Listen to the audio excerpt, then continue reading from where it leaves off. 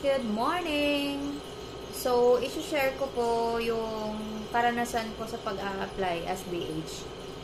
So, yun na nga po. Nakapag-apply na po ako as DH sa isang agency sa Malate. Tamang-tama naman po kasi may broker po na dumating. Tapos, actually, nakadalawang broker po akong interview. March 7 at saka March 11. So, yung unang broker po na nag-interview sa akin, madali lang po. Pero yung pangalawang broker, grabe. Hindi ko expect na ganun yung ano niya, yung pipigain ka talaga. Yung may isang pag-uusapan ng kayo, tapos doon lang umiikot yung yung usapan nyo.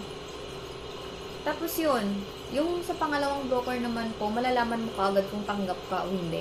Kasi kung tanggap ka, hindi ibibigay sa'yo yung papel mo o yung application mo.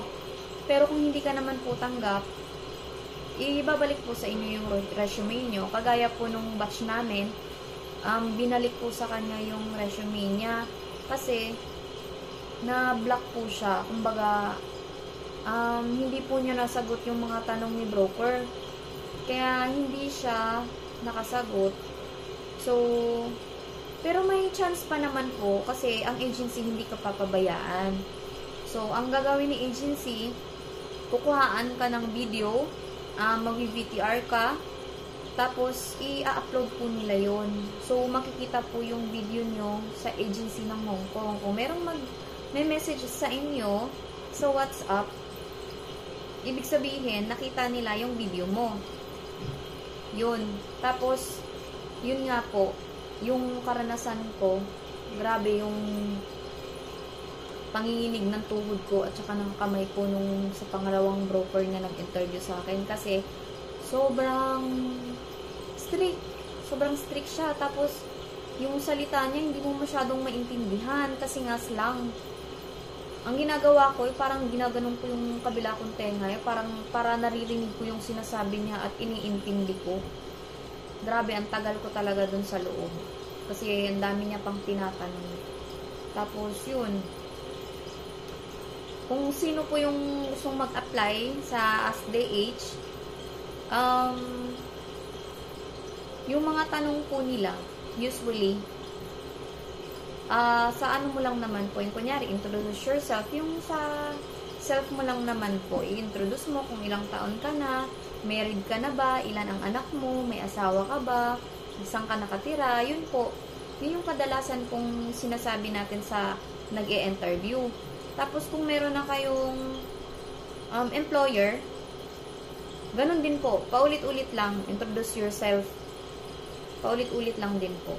Tapos wag po kayong kabahan, kasi once na maunahan kayo ng kabahan, hindi na kayo makakasagot. So, ako po, nag-aantay na lang po ako ng employer na magme-message po sa akin sa WhatsApp. So, dapat yung number na nilagay nyo dun sa application nyo is active. Kasi, marami pong hindi natatawagan dahil mali po ang number. So, mag-iingat po tayo sa number na nilalagay. Phone number. So, yun po. Ako, nag-aantay pa ako ng employer na mag-message sa akin. Actually, may isa na nag-message sa akin sa WhatsApp. Pero agency po siya ng Hong Kong, hindi pa siya employer. So, na-interview na po ako kahapon, 12:45. Pag sinabing 12:45 nung interview mo, asahan mo talaga natatawag talaga sila. So, na-interview na ako. Pero, mag-aantay pa rin po ako ng iba pa. Kasi, hindi lang naman ikaw yung ini-interview nila, marami pa. Pinagpipilian nila. Kaya huwag kang mag-expect na porket in-interview ka na, iaasa ka na doon na ikaw ang mapili. Huwag po.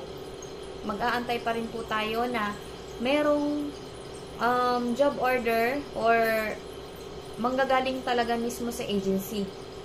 Mag-aantay tayo na manggagaling mismo sa agency na sasabihin na, for medical ka na, ganito, ganyan.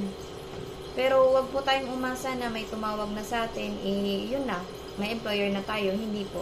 Agency po magsasabi kung meron na tayong employer. So, yun po. Sasabihan ko kayo kung kailan ulit ako mag-a-apply. Bye!